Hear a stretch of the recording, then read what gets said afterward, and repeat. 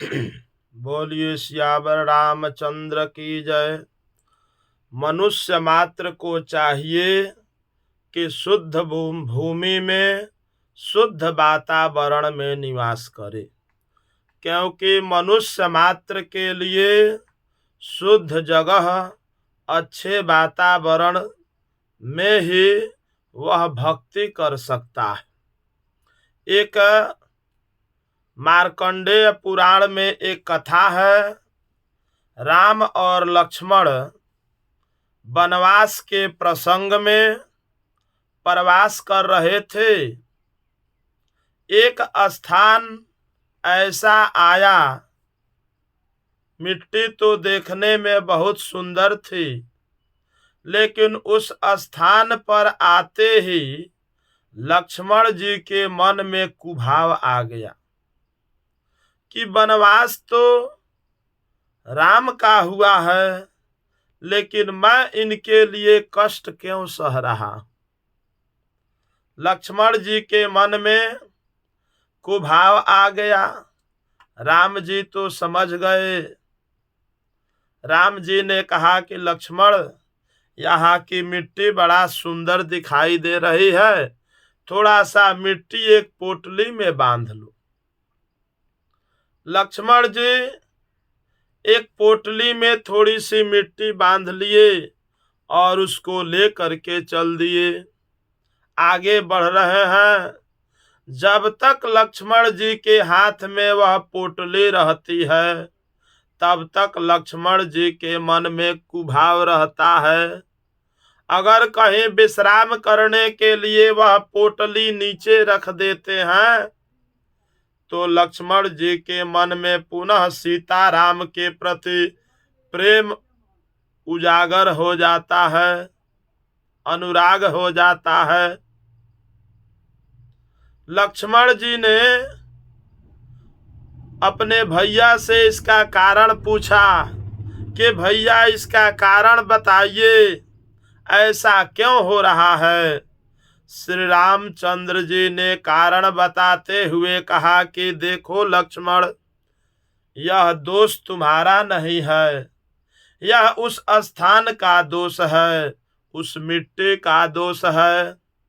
जिस स्थान की मिट्टी आपने लिया है, उस स्थान पर दो राक्षस हुआ करते थे। दोनों भाई थे, सुंद और उपसुंद। दोनों ने घोर तपस्या करके ब्रह्मा जी को प्रसन्न किया और ब्रह्मा जी से वरदान मांगा कि हम लोग अमर हो जाएं। ब्रह्मा जी ने तो अमरता का वरदान दे दिया, लेकिन कुछ नियंत्रण रखा, शर्त रखा। दोनों भाइयों में बड़े प्रेम रहता था। ब्रह्मा जी ने कहा कि तुम लोगों की मृत्यु एक दूसरे के हाथों होगी। ये दोनों भाई निश्चिंत थे कि हम लोगों में तो प्रेम रहता है, न झगड़ा होगा और न मृत्यु होगी। दोनों भाई प्रेम से रहा करते थे। दोनों भाइयों ने मिलकर देवताओं को परेशान करना शुरू कर दिया, देवताओं पर अत्याचार करना शुरू कर दिए। सभी देवता लोग मिलकर के ब्रह्मा जी के पास गए, हे भगवान, कोई उपाय कीजिए, यह दोनों भाई बड़ा अत्याचारी है।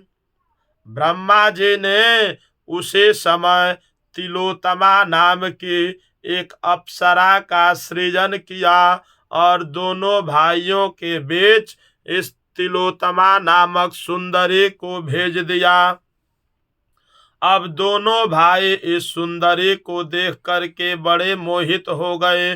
सुंद कहता है कि यह मेरी पत्नी है, उपसुंद कहता है कि यह मेरी पत्नी है।